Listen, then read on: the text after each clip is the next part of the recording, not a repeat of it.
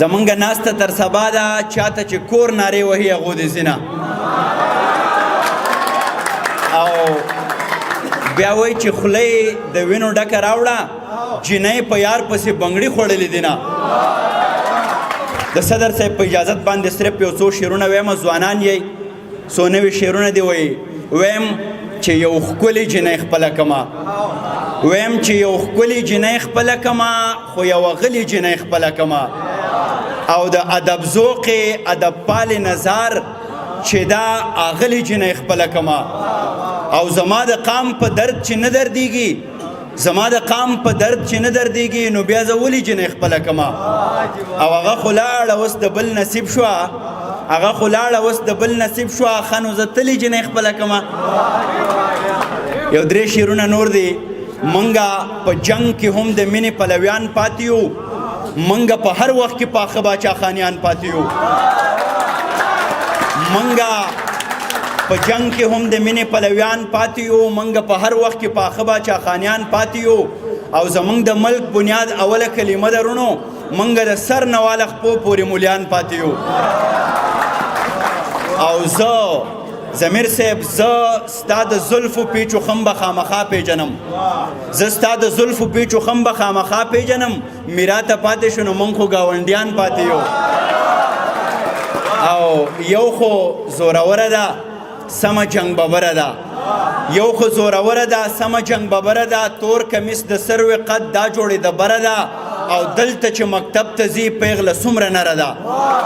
دلته چې مکتب ته ځي پیغله څومره نره ده مکه مکه موله امن خو کونتره ده دا جینۍ ټپې وایي مانه معتبره ده او دې مور نه بچی روک دی دا مور چې اوتره ده او دا چې په کړس کړس خاندي دا زما د سره ده زه په نوم افسر یم او دا پوره افسره ده ډېره د کشمیر په غم ککړه یاره د کشمیر په غم ککړه یاره درنای هیرا کړه بابړه یاره درنای هیرا کړه بابړه یاره د کشمیر په غم ککړه یاره ستا تشکاتو او په مخه لاړې ستا تشکاتو او په مخه لاړې ستا تشکاتو او په مخه لاړې ستا تشکاتو او په مخه لاړې ما له دې ورانه کړه جونګړه یاره ما له دې ورانه کړه جونګړه یارا درنای هیرا کړه بابړه یارا د کشمیر په غم ککړه یارا سالار صاحب شعر دی څوک چې ګاندي او باچا خان پیجنی څوک چې ګاندي او باچا خان پیجنی څوک چې ګاندي او باچا خان پیجنی څوک چې ګاندي او باچا خان پیجنی سوچ کې هم نه کوي جګړه یارا سوچ کې هم نه کوي جګړه یارا مخترجی چې ما د ګلویش دغه پوښتنه وجني ما د ګلویش دغه پوښتنه وجني ما د ګلویش دغه پوښتنه وجني ما د ګلویش دغه پوښتنه وجني کور تا به کله راځې مړه یاره کور تا به کله راځې مړه یاره ډېره مننه کومه خوشحاله اوسئ دا ګلویش څوک دی افسر صاحبه ګلویش څوک دی ګلویش زما ما چې چا سره کوژدن شوی ده د هغې نوم ګلویش دی او لا واده مې نه دی کړی او زه د دې یوې خبرې وضاحت کوم یو څو شعرونه مې لیکلي وو چې روان چې تر څنګه ستړی ستړی جانانه ته څنګه د بابا د کاروان غړی جانانه او په سپینو خپو د سپین پانزیب شرنګا چې راویښ نه کړي خفه نشي خو ته لکه چې مړی جانانه او افغانه دا منم چې ته زما د زړه افسرې خو ته هم ګورې بې له ما نیمګړی جانانه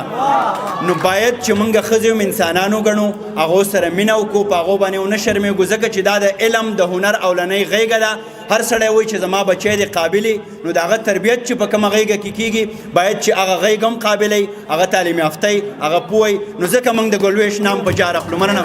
افغان صاحب دوه شعر راته خپل ووایه ستا یو دوه شعرونه مې ډېر خوښ هغه راته ووایه بیا به غبرګ اجازه اخلو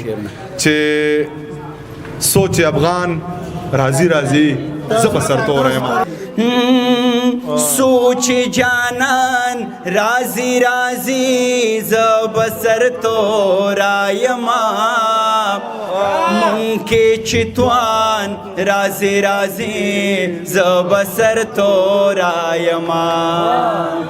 زما بخمل گیڑے گیڑے زلفی فرنگو وستی چی عجب خان رازی رازی زبسر تو رایما منکی چتوان رازی رازی زبسر تو رایما د تسنس شوی پختنو د پیوستون سوک دی نور چی باچا خان رازی رازی زبسر تو رایما منکی چتوان رازی رازی زبسر تو رایما دا غټي غټي